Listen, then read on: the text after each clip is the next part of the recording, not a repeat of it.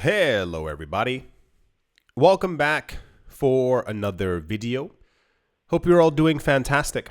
Hope you're all doing great and that you're all having a wonderful day. Don't forget to leave a like.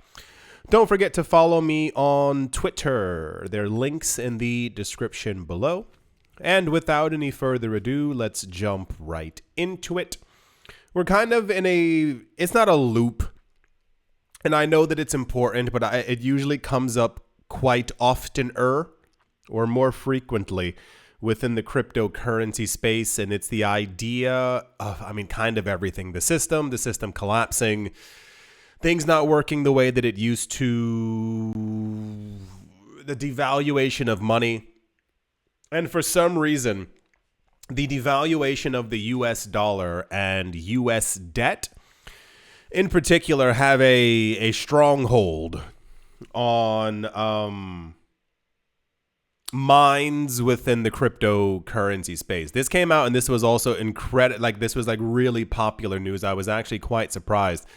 Not that I wasn't expecting it to be popular, but it was just more of okay, sure, why not? So for reference, where we stand right now, it looks like that we are going to have an interest rate cut in the very near future from the Fed. The one that we had before was by 1/2 point. I believe the one that we're getting is by 1/4 of a point. And now there are expectations that we might not get one at all in December. The US dollar and all fiat currencies by design are meant to inflate. Now, you might get angry and annoyed because it affects everything that you do and the prices of things. The idea is, or at least was, you create new money every year, long ago, based off of how much gold you have. Got it.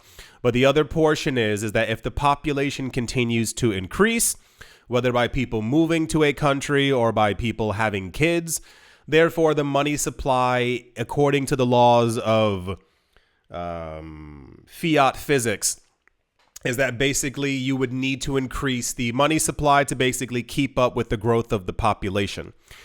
This has become dramatically skewed, not only since the 70s, but just kind of in general, where governments kind of realized that they can print money as freely as they want. And it mainly has benefited those in higher up positions. This is why a lot of times, I don't know why everyday normal people tend to believe politicians or that they're going to help them or save them or make them rich.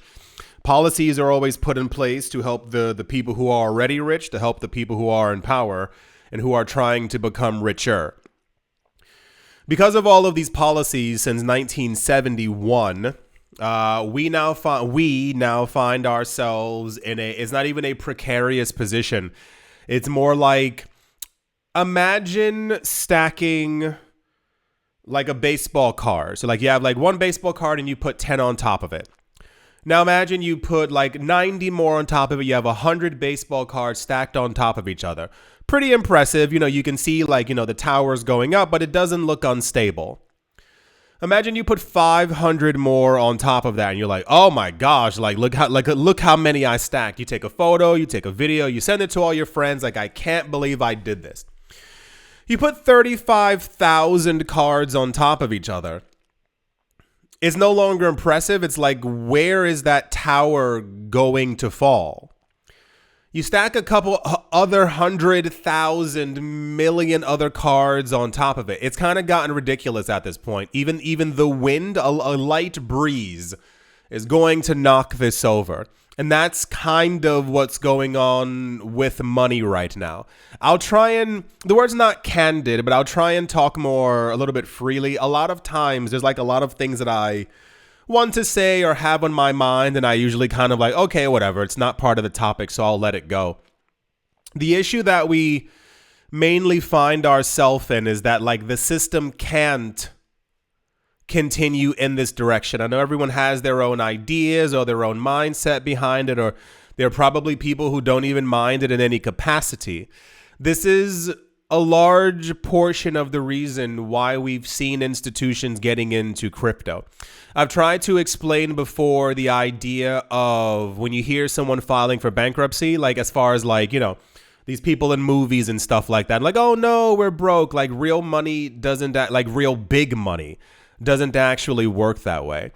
When it comes to the idea of like money creation or debt creation, it's part of a system that's been trying to stay afoot and continuously grow larger and larger every year. It's not like some years, it's literally every year. This is why there's always such a panic when there's a recession.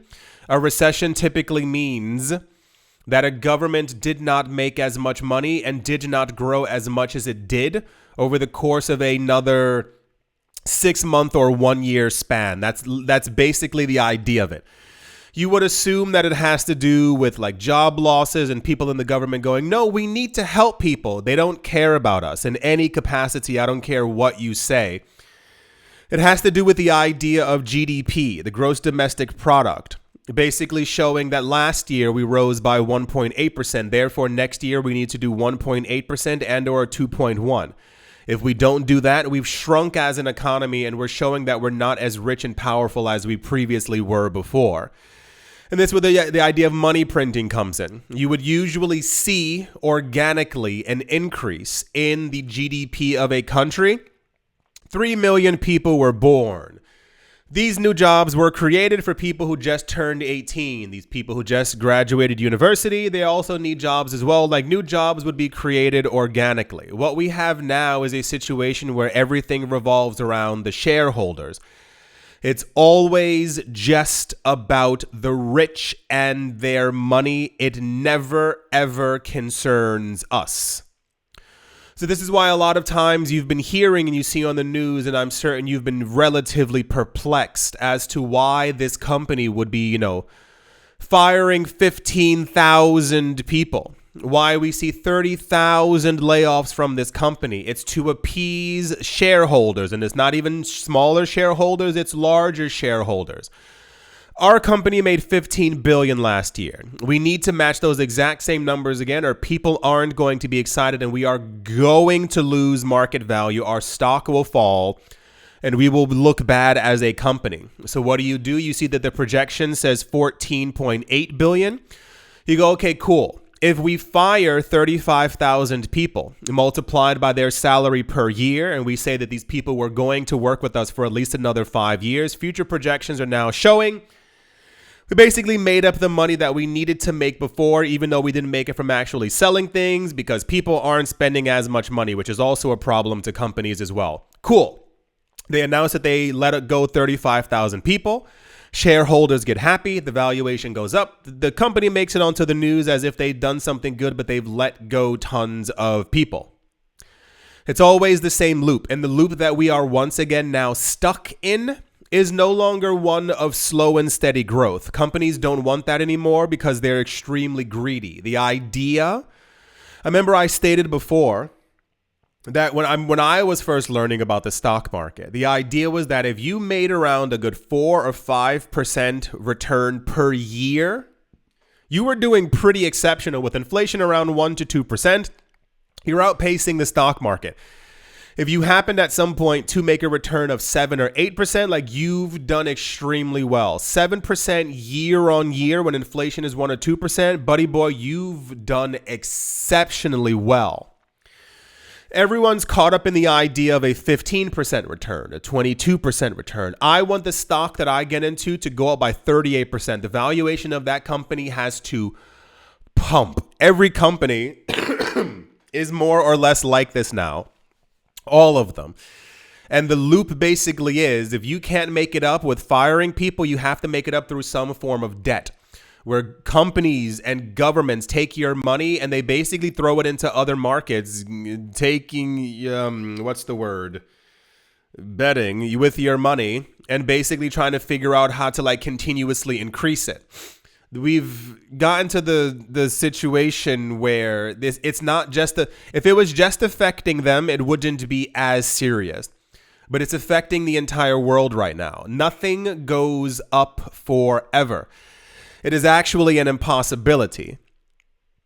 So now the debt levels in the United States are getting very high. And when I talk to some people, I know that education isn't as abundant as it should be around the world. I've spoken to people before about a debt crisis or about the problem with fiat or Bitcoin's price or all these other things. And a lot of the things that I get back is, well, that's a US problem. Well, that's only going to affect America.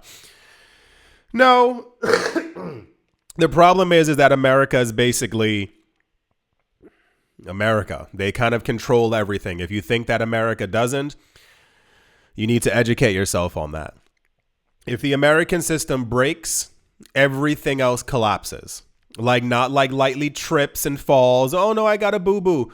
No, like everything completely collapses around us. The idea is that the benefactors, in the case of a debt spiral, a debt problem, a debt, whatever word you want to put there to catastrophize it, would basically be in favor of those who have assets, as I've stated before in a number of other videos. The winners of the future are those who have assets. It will not be those. It is already those who have the assets, and it will only continue in the future. Did you ever watch any documentaries about during the course of even like the Great Recession? And what we had I'm still sick. I can't help it. And what we had in 2020, the biggest benefactors were those who held assets. And that's just kind of the way that things are. So even in the event of inflation going up, which it will continue to rise, especially next year, the people who will be relatively unaffected will be those who hold Bitcoin, will be those who hold crypto, will be those who hold stocks, will be those who hold property, will be those who hold land. But the issue is, my friend, is that everyone else is going to be affected. I've learned very quickly in life that a lot of people don't care about other people. And I would say that's your prerogative, but that's also the destruction of man. The second part is that you might not care what happens economically to other people, but you not caring is also a direct byproduct of the debt situation that we have, where everyone else kinds of fends for themselves, gets themselves into massive forms of personal debt, whether that be credit card and or student loan debt, after people lied to multiple other people, telling them that the only way to be happy and secure in the future was to go to university, to take out $200,000 worth of debt when they were 18. And that debt is now stuck with them for life. I've heard people say before, well, why didn't I just file bankruptcy? In the US, you cannot file bankruptcy for your student loans. So usually when you're buying these books, people forget in the US, like the books for university are often like $1,500. $2,800. By the time you're 21, 22, you are around $300,000 in debt, looking for a job that doesn't exist because all these companies have been slashing jobs. The debt continues to rise, and you think you're kind of safe and secure in your little mansion that you bought, but everyone around you in your town is now completely broke. This is why I was stating before, and I'll state it again. Let people, like, I don't know if this is a fear or what it is that kind of plagues people within finance. People never want to tell other people about finance. It's not telling, don't tell people how much money you have, but let people understand and like help them grow like financially as well. Let them know what crypto is, what stocks are, what dividends are, how to get into property, because it saves them in the long term as well as you. With this individual mindset, basically, we get into situations like this. People don't really understand like how bad everything is. And the only there's saving factors that we have right now. There's two paths. One is that the government kind of gets it together and goes, what have we been doing? You raise taxes on billionaires to be able to pay for the roads and to pay for the schools and to pay for the new lights and to pay for the bridges and to pay to clean the water and to keep the water systems running. And you go, okay, we have to make sure that we're not printing as much money because we went completely overboard. Neither of those is going to happen. So the only other option, the only other option that we have right now is the idea of a world that runs on Bitcoin. I know it sounds completely insane, but there's really nothing else. Governments aren't going to change their policies. Governments aren't going to stop doing things that are in their best interest. Governments, people forget, are also heavily invested in the stock market. The expectation is that as long as people keep having people, these new people will continue to work. We are numbers. We are meant to work. When I said before, we are not meant to be rich or have money, it sounds like that kind of thing. No. Like you're not actually understanding. You know that humans have a number for how much that they're actually worth? I forgot how it's calculated. It's something along the lines of minimum wage. Like, so the money that you would make from the time that you turn 18 every month until the course of you being 65 years old is all calculated in your like actual projection of what's the word?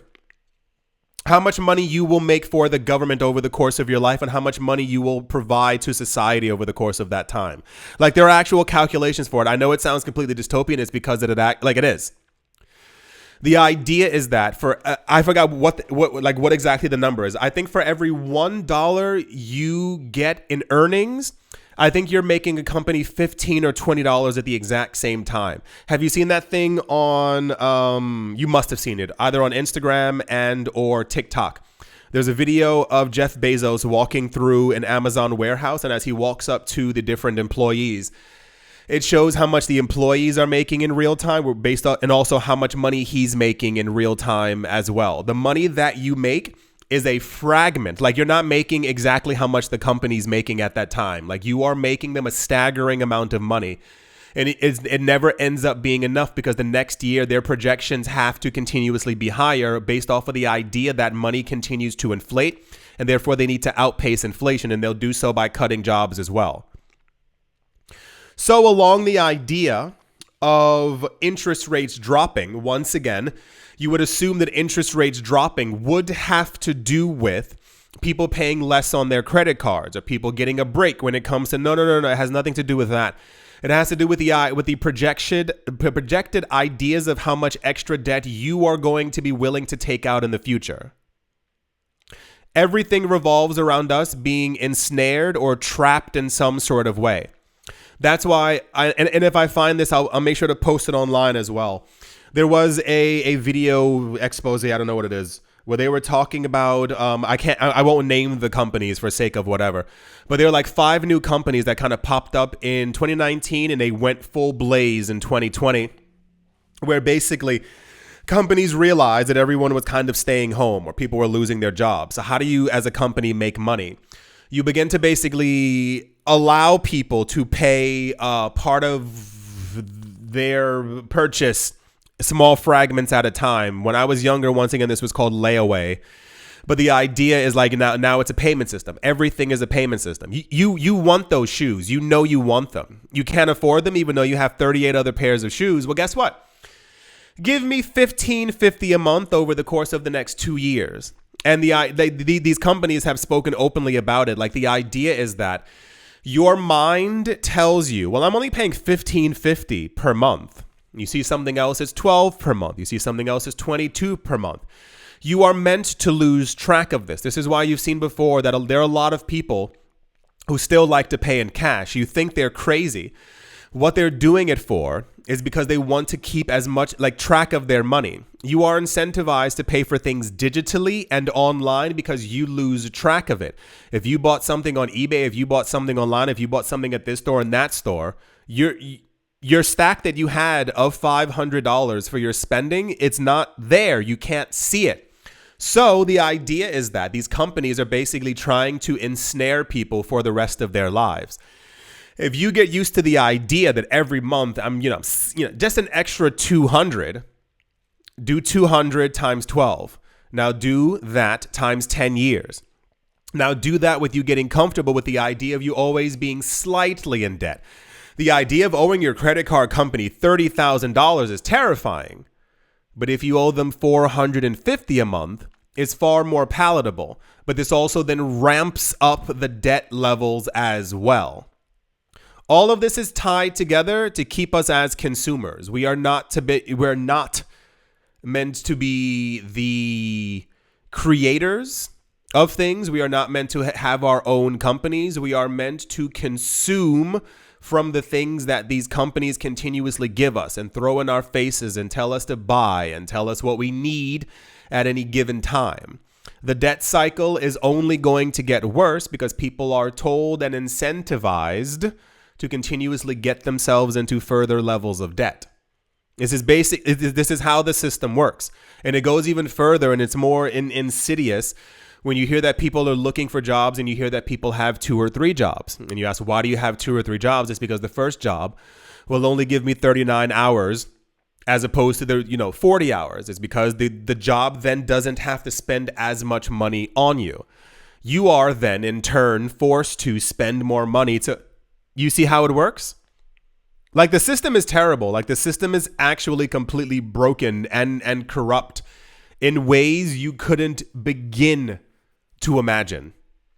You can't actually conceptualize. And I've noticed that a lot of times I have to pull back. I have a lot of friends who aren't into finance, who aren't into money, who aren't into investing, who aren't into crypto. They don't live simple lives. That sounds like something's wrong with them, but they live not the life that I live. And a lot of times when we're having conversations, they're asking me what's going on, and I tell them what's going on. The look on their faces collapses, and I realize that, like, I have so much information in my head for how bad things actually are that a lot of times people don't want to hear how bad that things actually are. The discussion today, it says the U.S. government has added nearly $2 trillion in national debt since the start of the year, according to new data from the Treasury Department. The Treasury Department, to the Penny database, shows that the U.S. national debt has increased by $1.92 trillion since the 2nd of January, bringing the total debt to more than $35.91 trillion as of the 5th of November. If you get a chance to watch any documentaries on debt, it is going to terrify you. I understand that people have certain circumstances where things happen in life. I get it. I got it. But avoid it at all costs. Like, it's not a joke. It's really not a joke at all. We are meant to be trapped. That's the point of this entire system. When you hear, if you remember, all these companies who were posting, do you remember in 2020 when like everything collapsed, like the world, and these companies were posting record profits?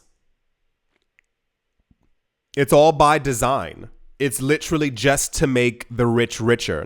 And people keep forgetting, hear me and hear me good. I don't care who's in office. I don't care who's in what seat. There's always, the idea is just for them. Like, it's just them and their friends. And you'll grow a lot as a person when you realize that. And I'll say it this way. I don't care if it's left or if it's right. The only idea is about money. You're going to see the world change next year. A lot of people don't really understand what's coming. A lot of people don't understand basic economic policies and how they're going to shape and form the world. Inflation is going to increase by a lot next year. A lot. The people who will be ahead of this will be people who own assets, because assets are going to increase as well with the inflation. But this is going to leave billions of people once again stuck in the inflation trap. And the only way to get out of it is to get more in debt. The way to get out of that is to not get in debt. But what happens? Oh my gosh, you have no idea what's coming. Like, and I mean from the standpoint of like 50 years of economic policies have gotten us to this point. And it is going to be something that a lot of people are not ready for. I'm trying to tell you right now. The national debt reached $35 trillion in July and is $90 billion away from $36 trillion. The new data comes amid a stark warning from the International Monetary Fund on the need for the U.S. to get its finances in order. Do you remember, this was, I want to say the beginning of this year. This shocked me, and it's terrible because in crypto, like 8% of people are paying attention. So like I know mathematically like 8% of you are actually listening to my words and like, oh my gosh, like, let's get this under control. Let me not get in debt. Do you remember earlier this year, Jerome Powell is the current head of the Fed, the people who basically print money, if you will. He said, he's like, we have a problem. He's like, if we don't get this under control in the next 5 to 10 years, like everything is going to collapse. The teacher in a classroom never tells you when something is wrong. The doctor never makes sure to like terrify people. Like they'll deliver the news in a very different way. The person who runs the money in the United States came forward and said, we have an incredibly large problem. If we don't fix this in 5 to 10 years, the entire system is going to collapse. And I remember that in the video and I was, talking about it, whatnot. And I was like, and I know that people will forget about it. Like, it's just nothing affects people until it affects them. And then at that point they go, well, why wasn't something done about this? And it's like, that's where we currently are. If next year around the world collectively, we have brand new economic policies and all the countries go kumbaya and they lower the inflation rate to a maximum of 1% per year, not anymore, and they make sure to allocate money to other things that are actually needed for each country, cool. As that's not going to happen, this is where the run-up in Bitcoin's price is coming from. This is where the news is popping into our space that there are a dozen countries who are secretly buying Bitcoin right now because it seems to be the only way out of the actual problem. Do you understand that? Do you understand how insane it is that these economic policies that have branched off around the world are now so bad that there are countries who are going, that digital currency that someone made in their basement in 2009, we need to buy as much of it as we possibly can to have a future. Do you understand the significance of that? I know I can't hear you talking back to me, but a lot of people don't. I've said it to friends before and they go, wow, that's crazy. Wow. Oh, wow, that's crazy, because they don't get it until they get it. They won't. And these are friends who also don't invest. These are friends who will understand when they're broke and they have no assets.